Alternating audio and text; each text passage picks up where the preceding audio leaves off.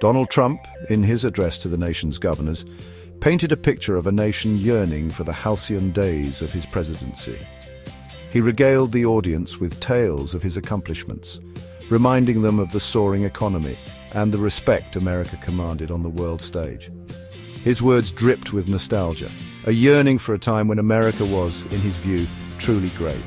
Trump's speech was not merely a trip down memory lane, but a rallying cry for a return to greatness. He argued that the Biden administration had squandered the legacy he had built, leading America astray with its woke policies and socialist agenda.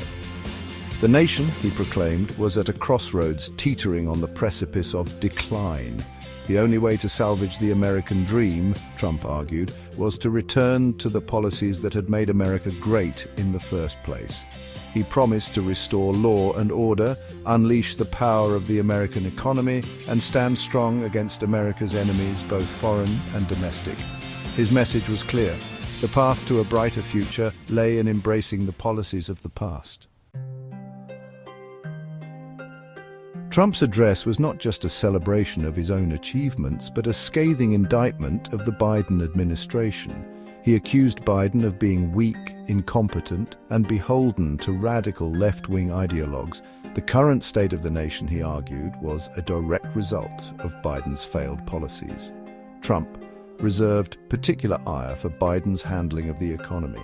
He lamented the rising inflation, the soaring gas prices, and the supply chain disruptions that had plagued the nation under Biden's watch. These economic woes, he argued, were the inevitable consequence of Biden's socialist policies, which he claimed were stifling American businesses and killing American jobs. Trump also took aim at Biden's foreign policy, arguing that he had projected weakness on the world stage. He pointed to the chaotic withdrawal from Afghanistan as evidence of Biden's incompetence, arguing that it had emboldened America's enemies and diminished America's standing in the world.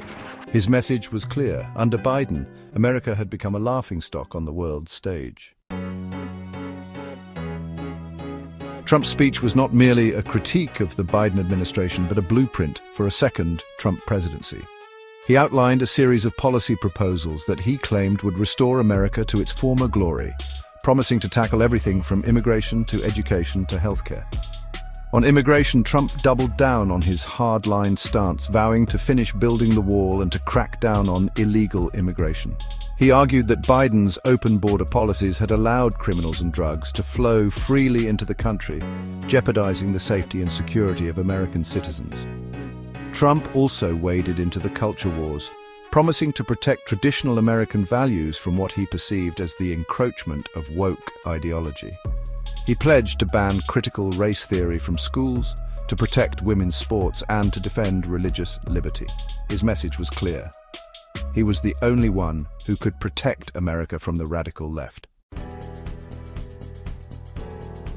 Trump's speech was not just a policy address, but a call to action. He implored his audience to reject the siren song of socialism and to embrace the principles of individual liberty, limited government, and free markets. The future of America, he argued, depended on it. He urged his supporters to get involved in the political process, to vote, to volunteer, and to make their voices heard. The stakes, he argued, were too high to sit on the sidelines. The fate of the nation, he proclaimed, hung in the balance. Trump's speech was a potent reminder of his enduring appeal to a significant segment of the American electorate. His message of economic nationalism, cultural conservatism, and American strength continues to resonate with voters who feel left behind by the forces of globalization and social change. Whether or not he runs for president again, Trump's influence on American politics is undeniable.